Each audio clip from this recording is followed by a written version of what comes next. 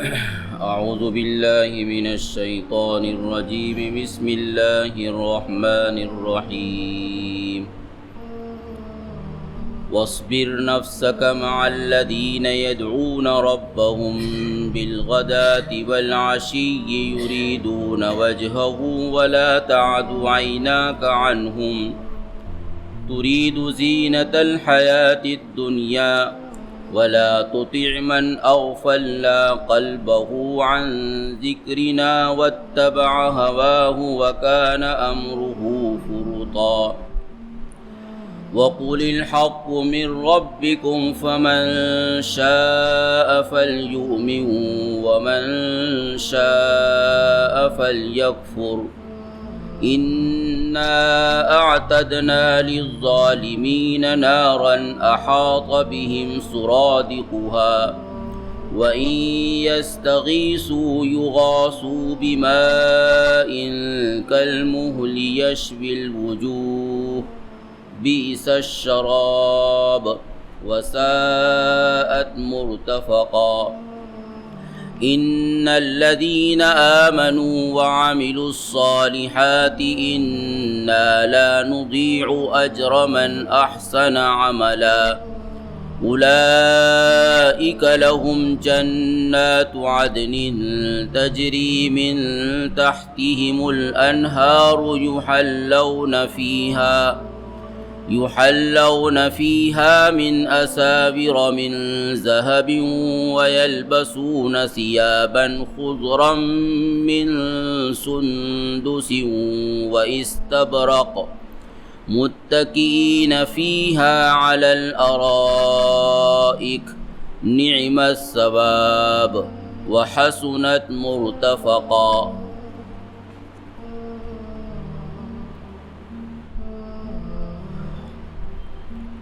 اور اپنی ذات کو ان لوگوں کے ساتھ وابستہ رکھیے جو صبح شام اپنے رب کو پکارتے ہیں، وہ بس اسی کی رضا چاہتے ہیں، اور اپنی نگاہوں کو ان سے نہ ہٹائیے محض دنیاوی زینت کے خاطر، اور ان لوگوں کی باتوں میں نہ آنا جن کا دل ہمارے ذکر سے غافل ہے اور جو اپنی خواہشات کے متبع ہیں اور جن کا معاملہ افراط و تفریط کا شکار ہے، حد سے بڑھا ہوا ہے. اور یہ اعلان کر دو کہ حق وہی ہے جو تمہارے رب کی طرف سے ہے، پھر جو چاہے ایمان لائے اور جو چاہے کفر اختیار کرے. ہم نے ظالموں کے لیے ایسی آگ تیار کی ہے کہ جس کے پردے ان کو گھیرے ہوئے ہوں گے، اور اگر وہ پانی کی فریاد طلب کریں گے تو ایسے پانی سے ان کی فریاد پوری کی جائے گی جو تیل کی تلچھٹ کی طرح ہوگا، جو ان کے چہروں کو جھلسا دے گا. کیا ہی برا یہ پینا ہے اور پینے کی چیز ہے، اور کیا ہی برا ہے وہ جو ان کو آرام کے طور پر ملا. بلا شبہ وہ لوگ جو ایمان لائے اور نیک اعمال کرتے ہیں، ہم ان کے نیک اعمال کے اجر کو ضائع نہیں کریں گے. یہ وہ لوگ ہیں کہ جن کے لیے ہمیشہ کے باغات ہیں، جن کے نیچے نہریں بہتی ہوں گی. وہاں ان کو سونے کے کنگن پہنائے جائیں گے اور دبیس اور باریک ریشم کے سبز کپڑے لباس پہنائے جائیں گے. وہاں مسیریوں پر بیٹھے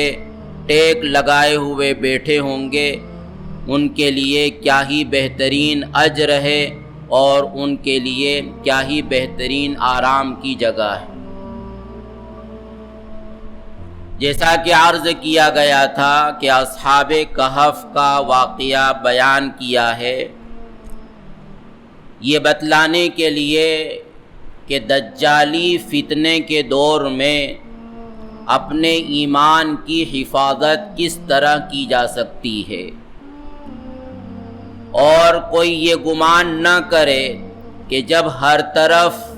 دین کے مخالف ماحول ہوگا اور چاروں طرف کفر و شرک کا غلغلہ ہوگا اور ایمان اور ایمانیات کو دبانے کی بلکہ مٹانے کی کوشش کی جا رہی ہوگی، اور لوگ ایمان والوں سے فقط نفرت نہیں بلکہ دشمنی کر رہے ہوں گے، تو ایسے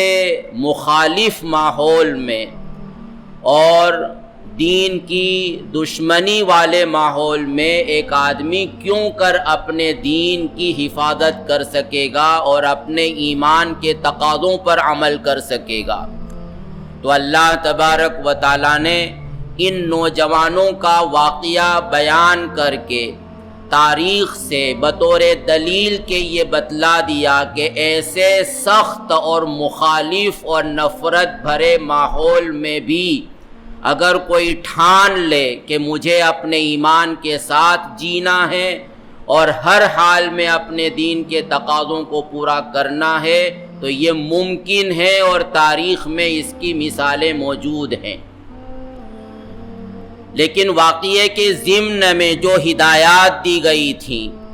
کہ آخر وہ کون سے ایسے طریقے ہیں اور کون سی ایسی تدابیر ہے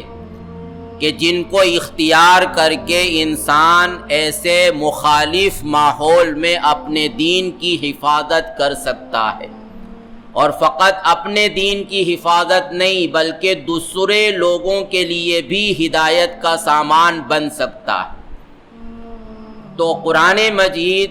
ضمناً جو ہدایات دے چکا ہے واقعات کے ضمن میں، اب اس کو کھول کر بیان کر رہا ہے، اور بنیادی طور پر اس سلسلے میں 3 ہدایات دی گئی ہیں۔ پہلی ہدایت وہ ہے جو گزر چکی، وَاتْلُ مَا أُوحِيَ إِلَيْكَ مِنْ كِتَابِ رَبِّكَ، کہ ایسے مخالف ماحول میں اپنے دین کو اسی وقت بچایا جا سکے گا جبکہ تمہارا تعلق اور تمہارا رشتہ اللہ کی کتاب کے ساتھ مضبوطی سے قائم رہے گا، اللہ کی کتاب کے ساتھ محبت و عقیدت کا بھی رشتہ ہو، ایمان و یقین کا بھی رشتہ ہو، اور فقط برکت کے لیے اس کی تلاوت نہ ہو، ایصال ثواب کے لیے اس کی قرآن خوانی نہ کی جا رہی ہو، بلکہ اس کو تلاوت کے طور پر تلاوت کیا جا رہا ہو، اور تلاوت کی حیثیت سے تلاوت کرنے کا مطلب یہ ہے کہ اس کے الفاظ کو جہاں زبان سے پڑھا جائے تو وہیں اس کے معانی اور مفاہیم کو اور اس کے مطالب کو دل و دماغ سے سمجھا جائے، اور ساتھ ہی زندگی کے ہر مرحلے میں اس کی ہدایات کو پیش نظر رکھ کر اس پر عمل کیا جائے۔ تو جب قرآن سے محض اس طرح برکت کا اور ایک رسمی رشتہ نہیں ہوگا بلکہ ایک شعور کا رشتہ ہوگا، اور زندگی کے ہر موقع پر اور ہر قدم پر انسان قرآن کی تعلیمات کو پیش نظر رکھے گا، تو اس کے لیے یہ ممکن ہوگا کہ وہ دجالی فتنے کے دور میں اپنے ایمان کی حفاظت کر سکے۔ تو پہلی ہدایت تو یہ دی گئی تھی، وَاتْلُ مَا أُوحِيَ إِلَيْكَ مِنْ كِتَابِ رَبِّكَ۔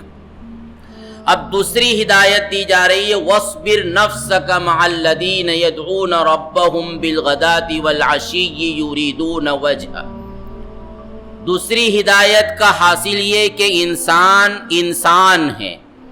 اور انسان کہتے ہی اس کو ہیں کہ جو تنہا نہ رہ سکتا ہو بلکہ مل جل کر آبادی میں اور اپنے دوستوں کے درمیان رہنے کو پسند کرتا ہو، وہیں دل لگتا ہو، اور الگ تھلگ رہنے سے اس کو وحشت ہوتی ہو، یہی انسان کی خصوصیت ہے۔ تو اب سوال یہ پیدا ہوتا ہے کہ وہ اپنے کیسے دوستوں کا انتخاب کرے، دوستوں کے انتخاب کا معیار کیا ہونا چاہیے، کن لوگوں کے ساتھ اس کو رہنا چاہیے، کن لوگوں کے ساتھ اس کی اٹھک بیٹھک ہونا چاہیے، اور پھر ان دوستوں کے ساتھ رہنے کی نوعیت کیا ہونا چاہیے۔ تو اس سلسلے میں قرآن رفقا کے انتخاب کا معیار بیان کر رہا ہے اور پھر رفاقت کی نوعیت کی بھی وضاحت کر رہا ہے۔ رفقا کے انتخاب کا معیار بیان کرتے ہوئے قرآن مجید نے خاص طور پر 2 وصف بیان کیے ہیں کہ تمہاری دوستی کن لوگوں سے ہونا چاہیے، تمہارا تعلق کن لوگوں کے ساتھ ہونا چاہیے۔ تو اس میں یہ دیکھا جائے کہ ایک تو یہ وصف ان کے اندر ہو کہ یدعون ربہم بالغداۃ والعشی، کہ وہ صبح شام اپنے رب کو پکارتے ہوں، صبح شام اپنے رب کو پکارتے ہوں۔ یہاں 2 باتیں سمجھنے کی ضرورت ہے۔ ایک تو یہ کہ صبح شام کا یہ مطلب نہیں کہ صبح کے وقت میں پکار لیں اور شام کے وقت میں پکار لیں، بلکہ صبح شام یہ دراصل استمرار وقت سے کنایا ہے اصطلاحی زبان میں، یعنی مطلب یہ ایک محاورہ ہے عربی میں بھی، اور ہم اپنی زبان میں بھی جب بولتے ہیں کہ اس کو دیکھو تو صبح شام ایک ہی کام کرتا رہتا ہے،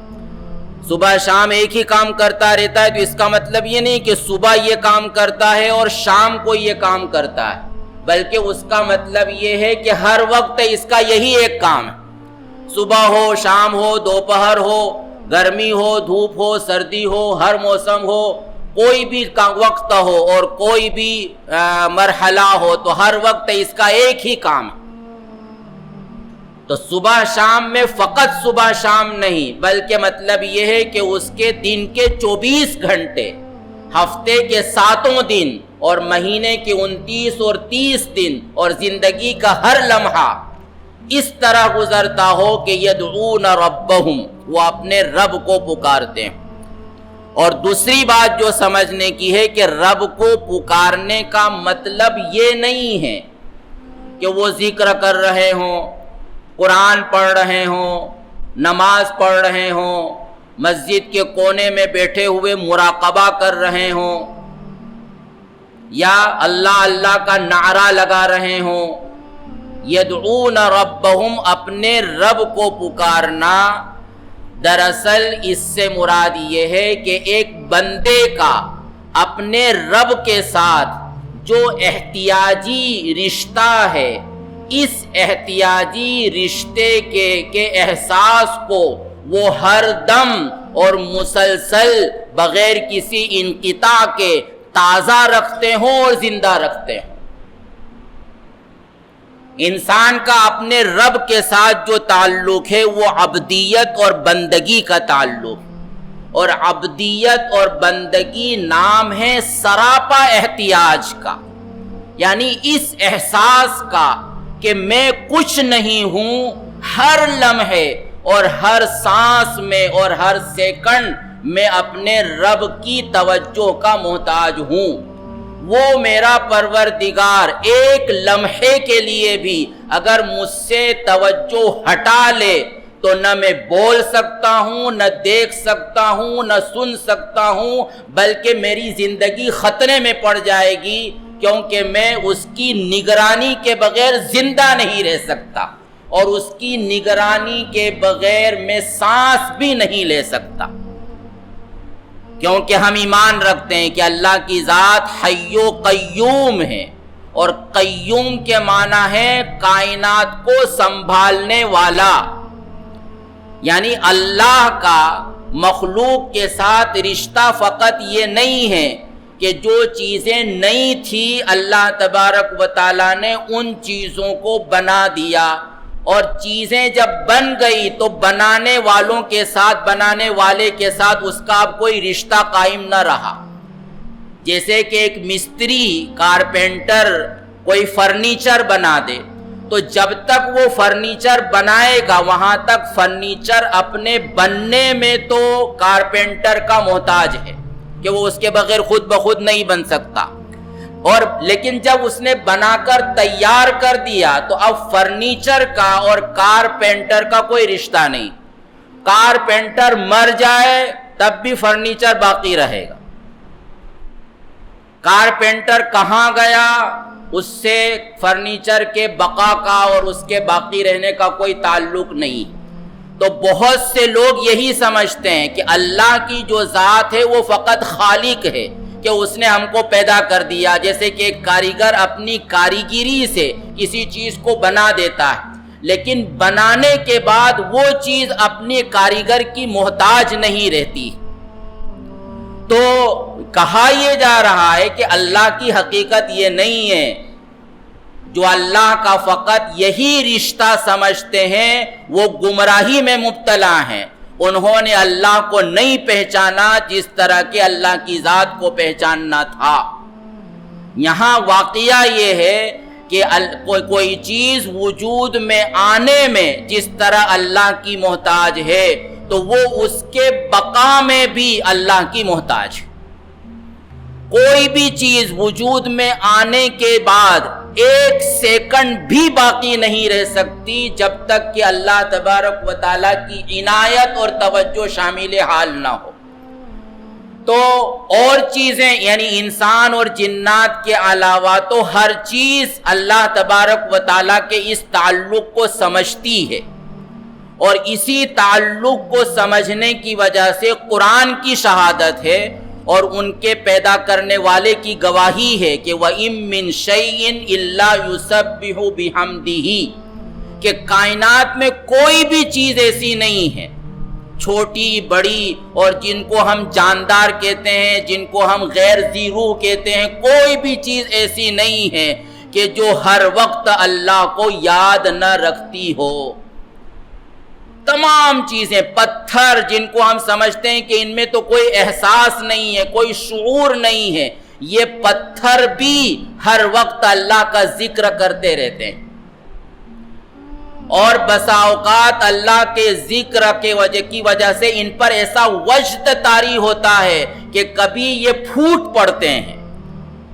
اور پہاڑوں سے لڑک کر گر جاتے ہیں، ریزہ ریزہ ہو جاتے ہیں.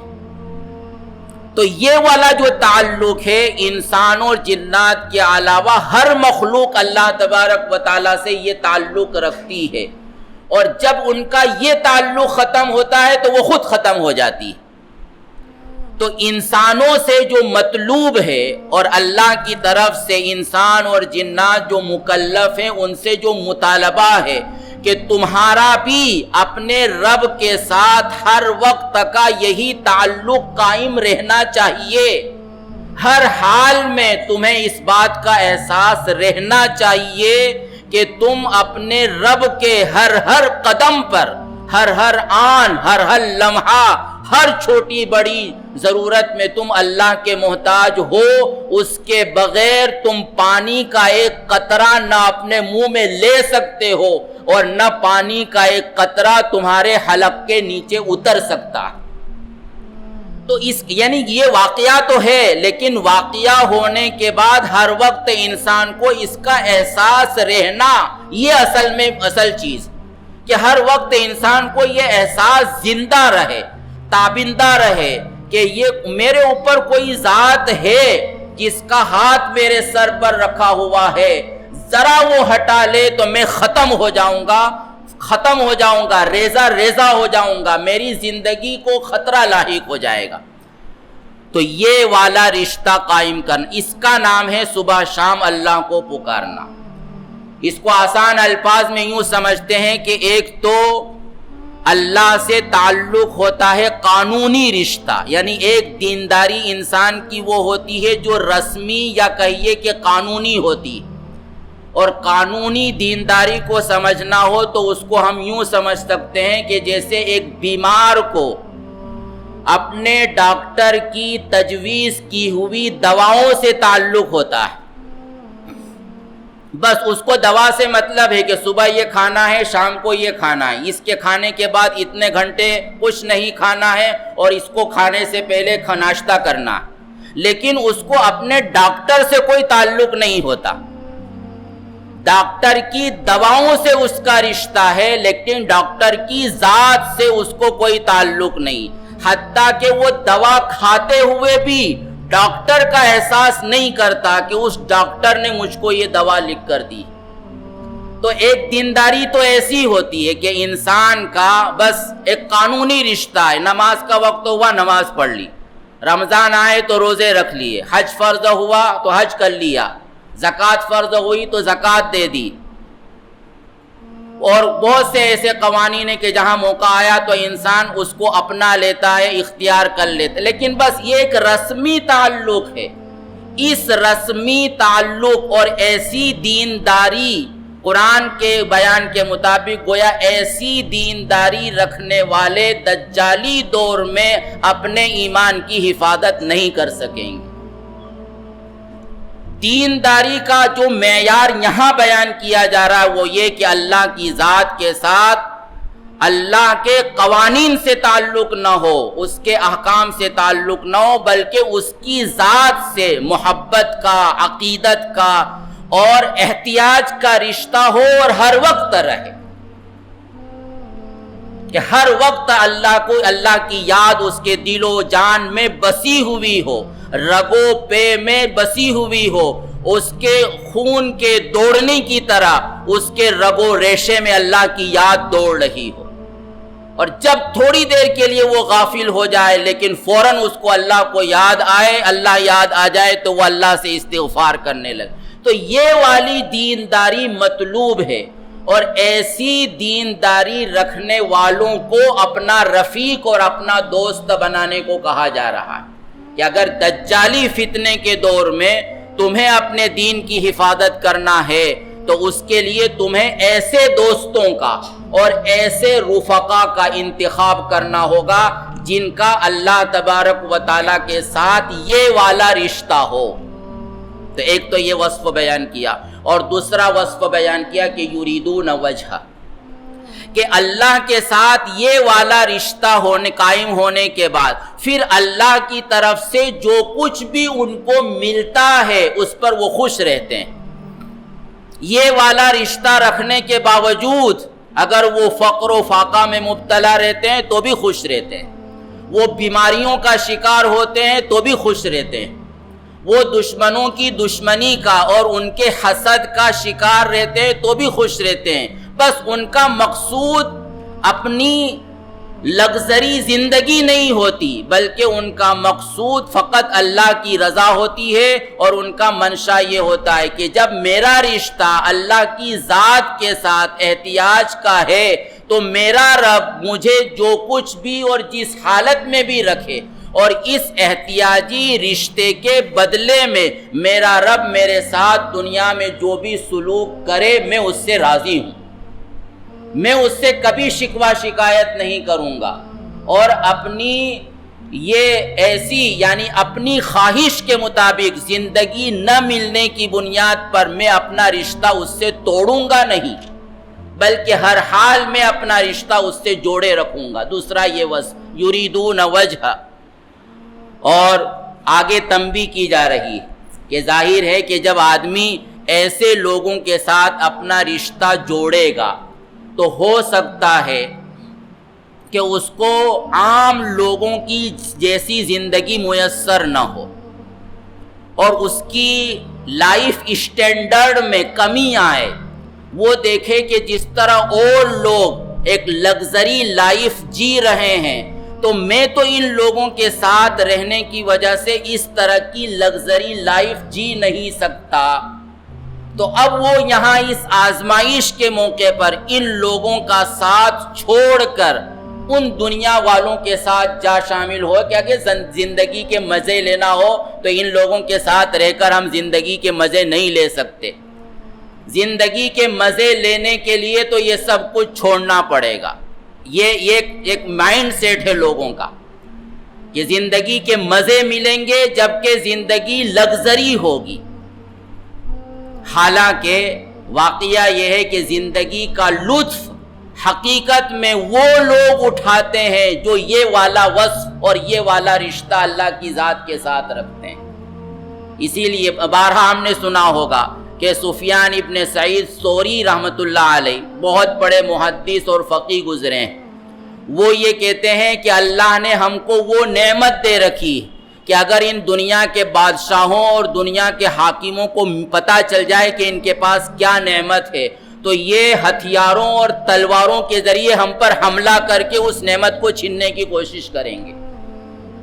یعنی دنیا کے بادشاہوں کو جو نعمت میسر نہیں ہوتی وہ اللہ کے ولیوں کو نعمت میسر ہوتی ہے۔ وہ زندگی کا جو حقیقی لطف اٹھاتے ہیں اس زندگی کے لطف کی دنیا کے بادشاہوں کو ہوا تک نہیں لگی ہوتی۔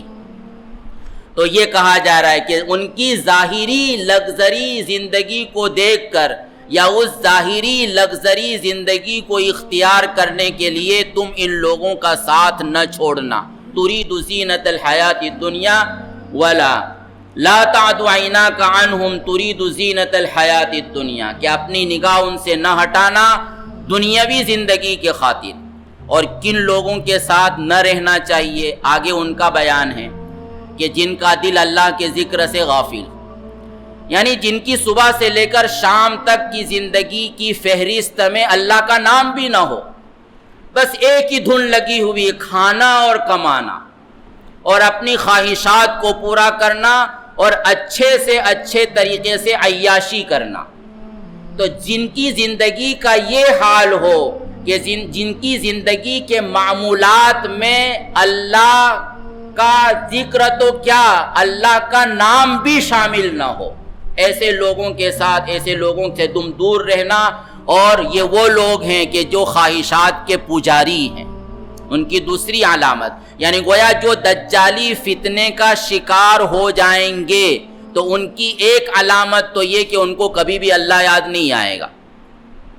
دوسری یہ کہ ہر وقت ان کو اپنے پیٹ اور اپنی شرمگاہ کے تقاضوں کو پورا کرنے کی فکر ہوگی، اور تیسری علامت ان کی یہ کہ وَكَانَ أَمْرُهُ فُرُطًا، کہ ان کی زندگی ان بیلنس ہوگی، زندگی میں بیلنس نہیں ہوگا۔ کمانے لگے ہیں تو کمانے کے پیچھے پڑے ہوئے ہیں، کما لیا تو اب اپنی ضروریات کو پورا کرنے کے لگے ہوئے ہیں تو اسی کے پیچھے لگے ہوئے ہیں۔ زندگی کی پلاننگ میں منصوبہ بندی میں کسی طرح کا کوئی بیلنس نظر نہیں آئے گا، بلکہ ان کی منصوبہ بندی بھی ان بیلنس ہوگی کہ جب وہ عورتوں کی بات کرنے لگتے ہیں تو عورتوں کے حقوق کو اتنے بیان کرتے ہیں کہ مرد ہی کو بھول جاتے ہیں، اور جب جانوروں کے حقوق پر آتے ہیں تو جانوروں کو اتنا بڑھا دیتے ہیں کہ انسان کو بھول جاتے ہیں، اور جانور ان کی ماتا بن جاتی ہے اور اس کے مقابلے میں ایک انسان کا خون سستا ہو جاتا ہے۔ جب ملک کی وفاداری کی بات کرنے لگتے ہیں تو ملک کی وفاداری کو اتنا بڑھا دیتے ہیں کہ اس کو خدا کا مقام دے دیتے ہیں، کہ ملک کی وفاداری گویا خدا کی وفاداری اور ملک کی غداری گویا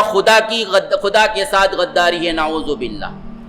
اور انسانیت کی جب بات کرنے آتے ہیں تو خدائیت کو بھول جاتے ہیں اور کہتے ہیں کہ انسانیت تو مذہب سے پہلے ہے۔ یہ وہ لوگ ہیں کہ جو دجالی فتنے کا شکار ہو چکے ہیں، ان کے نعروں سے، ان کے بول سے اور ان کی پلاننگ سے اور ان کی منصوبہ بندی سے اپنے آپ کو دور رکھنے کی ضرورت ہے۔ اگر ان کی باتوں میں آ گئے تو پھر ممکن نہیں ہے کہ تم دجالی فتنے کے دور میں اپنے دین اور اپنے ایمان کی حفاظت کر سکو۔ تو دو باتیں بیان کی، قرآن سے اپنا رشتہ مضبوط رکھنا اور ایسے رفقا کے ساتھ رہنا جن کے اندر یہ بات ہونا چاہیے۔ ہاں ایک بات رہ گئی کہ ان رفقا کے ساتھ رہنے کی نوعیت کیا ہونا چاہیے، کس طرح ہم ان کے ساتھ رہیں۔ تو قرآن نے ایک لفظ میں اس کی طرف اشارہ کیا، وَاصْبِرْ، صبر کرو۔ یعنی صبر کس کو کہتے ہیں؟ صبر کہتے ہیں نفس کی ناگواری کے خلاف، یعنی نفس کے خلاف کوئی بات پیش آئے تو اس کو انگیز کرنا، اس کو برداشت کر لینا، یعنی ظاہر ہے کہ جب چند دوست ایک ساتھ ملتے ہیں تو ہر ایک کا مزاج یکساں نہیں ہوتا. جیسے اللہ نے ہر ایک کا چہرہ الگ بنایا ہے، ہر ایک کی زبان الگ بنائی ہے، ہر ایک کے بولنے کے طریقے مختلف ہیں، تو ہر ایک کی سوچ اور عقل بھی مختلف. عموماً نا اتفاقی اور آپس میں جھگڑے کب ہوتے ہیں؟ جب یہ آدمی یہ کوشش کرتا ہے کہ ہر آدمی میری عقل سے سوچے. بھئی تمہاری عقل سے دوسرا کیوں سوچے گا؟ اللہ نے اس کو جو عقل دی اس عقل سے وہ سوچے گا. تو یہ ممکن ہی نہیں کہ میری عقل اور اس کی عقل ایک ساتھ یکساں سوچ رہی اور ہر ایک کا مزاج یکساں ہو. مزاج میں اختلاف ہوگا، لیکن اس مزاج کے اختلاف کے باوجود بنیادی مقصد کو سامنے رکھتے ہوئے ساتھ رہنا یہ مطلوب. تو یہ دو باتیں ہوئیں، وَاصْبِرْ نَفْسَكَ، اور پھر آگے ایک تیسری بات کہ اس دور میں بھی تمہارے لیے حق کا اعلان کرنا ضروری ہے. دور کیسا ہی کیوں نہ ہو اور کتنا ہی مخالف کیوں نہ ہو، کتنی ہی دشمنیاں کیوں نہ ہو، لیکن تمہاری یہ ذمہ داری ختم نہیں ہوتی کہ تم حق کا اعلان کرتے رہو، حق کی دعوت دیتے رہو اور حق کی تبلیغ کرتے رہو. یہ نہ دیکھو کہ ایسے مخالف دور میں ہماری بات کو سننے گا کون؟ سنانا تمہاری ذمہ داری نہیں ہے، تمہارا کام تو بات کو پہنچا دینا ہے. پھر وہ چاہے فمن شاء فلیؤمن ومن شاء فلیکفر. مانا کہ نظر آ رہا ہے کہ کوئی سننے والا نہیں اور نظر آ رہا ہے کہ کوئی ماننے والا نہیں، بلکہ یہ نظر آ رہا ہے کہ اس زمانے میں اگر ہم یہ باتیں کریں گے تو لوگ ہم کو بے وقوف کہیں گے، ہمارا مذاق اڑائیں گے کہ یہ کہاں جی رہے ہیں یہ لوگ، دنیا کہاں چلی گئی اور یہ بس وہی ایک رٹ لگائے ہوئے ہیں نماز روزے کی. لوگ مذاق اڑائیں گے، لیکن تمہاری ذمہ داری ختم نہیں ہوتی. اس دور میں بھی تمہاری یہ ذمہ داری رہتی ہے کہ تم حق کا بول بالا کرو، حق کی دعوت دیتے رہو، لوگوں کو بلاتے رہو. تمہاری کوئی مانے یا نہ مانے آگے یہ ان کے اوپر ہے. فمن شاء فلیؤمن ومن شاء فلیکفر. اور پھر اللہ تبارک و تعالیٰ نے اگلی آیات میں ان دونوں قسم کی جماعتوں کے انجام کو بیان کیا. اللہ تعالیٰ ہم سب کو قرآن سے اپنا رشتہ مضبوط رکھنے کی اور ایسے لوگوں کو تلاش کر کے ان کے صحبت اٹھانے کی توفیق عطا فرمائے. آمین. وآخر دعوانا الحمدللہ رب العالمین. سبحان اللہ و بحمدہ، سبحانک اللہم و بحمدک، نشہد ان لا الہ الا انت، نستغفرک.